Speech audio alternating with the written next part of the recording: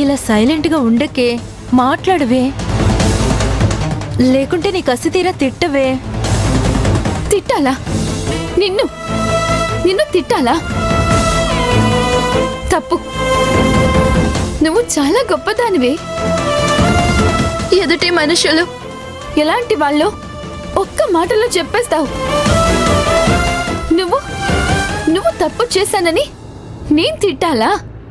అశ్విని అనుమానించి పెద్ద తప్పు చేశాను. తెలియక చేస్తే దాన్ని తప్పు అంటారు, తెలిసి చేస్తే దాన్ని ఏమంటారు? నాకంటే బాగా చదువుకున్నావు కదా, చెప్పు ఏమంటారు? నీ విషయంలో అలా అయిందని నువ్వు బాధపడుతూ ఏడుస్తున్నావని. అందుకని ఎవరిని పడితే వాళ్ళని అనుమానిస్తావా? అబాండాలు వేసేస్తావా? నిందలు మోపుతావా? ఆ మనిషి ప్రవర్తన మీద బురద చల్లుతారా?